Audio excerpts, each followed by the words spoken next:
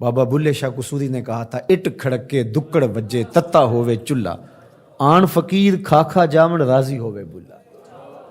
تو آپ کے گھر میں جو کھانا پکتا ہے ایک آدمی کا زیادہ کھانا پک جائے کسی مفلوق الحال تک پہنچا دیں عزت نفس کے ساتھ، دعوت کی شکل کے اندر غربا کو اپنے گھروں میں دعوت دیں۔ آج کل یہ فیشن بن گیا امراء کی دعوت کرنے کا، غربا کی بھی دعوت کریں، عزت سے بٹھائیں، اچھے دسترخوان پہ ان کو کھانا کھلائیں، ان کو تکریم دیں، ان کو عزت دیں، اپنے ارد گرد ماحول میں دیکھیں۔ میں نے یہاں بھی کہا ہوا ہے، پھر کہتا ہوں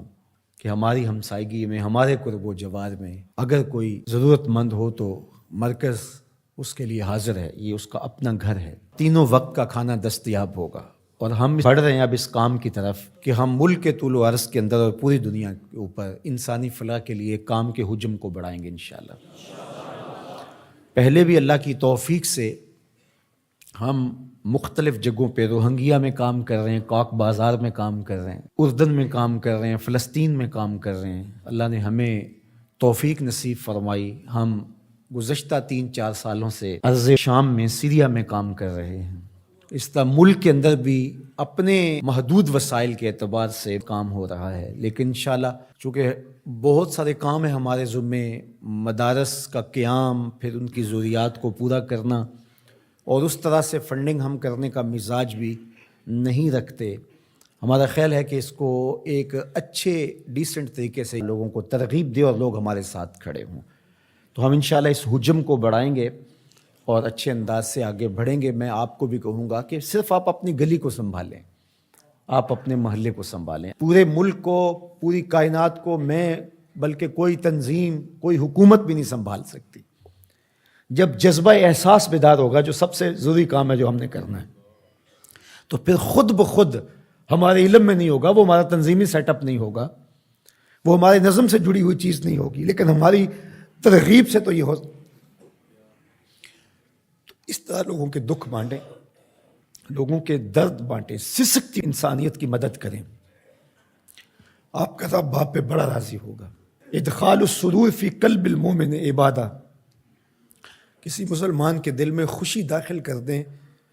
تو یہ بھی عبادت ہے۔ آپ نہیں جانتے آسمان سے کتنی رحمتیں تمہارے اوپر اترتی ہیں جب تم کسی کا دکھ بانٹ رہے ہوتے۔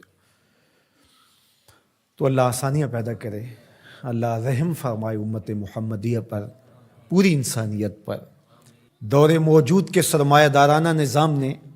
دولت کو سمیٹ کر چند ہاتھوں تک پہنچا دیا، اور اس کا یہ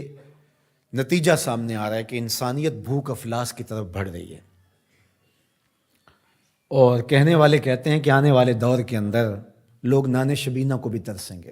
بہت ساری اموات ہوں گی بھوک کی وجہ سے۔ وہ زمین جس کے خزانے بے بہا ہیں، اور اللہ نے قرب قیامت میں زمین کو خزانے اگلنے کا کہا ہے، جس کھیت میں فصل ہوتی تھی 15-20 من، آج اسی کھیت سے 40 من کے قریب نکل رہی ہے۔ زمین نے اپنے خزانے کھول دیے، لیکن یہ دولت سمٹ جاتی ہے، یہ وسائل سمٹ جاتے ہیں چند ہاتھوں میں، اور گندم خراب ہوتی رہی امیر شہر کی،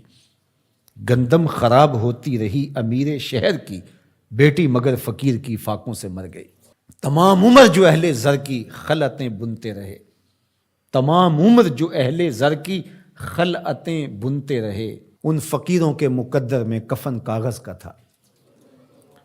تو یہ عدم مساوات ہے۔ اگر ان لوگوں کا بس چلے تو یہ فضاؤں سے آکسیجن بھی جمع کر لیں اور غریبوں کو سانس لینے کا حق بھی نہ دیں، اور انسانیت جو ہے وہ سانس کے لیے، آکسیجن کے لیے بھی ترسے، لیکن میرے رب نے یہ ان کے کنٹرول میں نہیں دی۔ تو یہ جو ارتکاز زر ہے،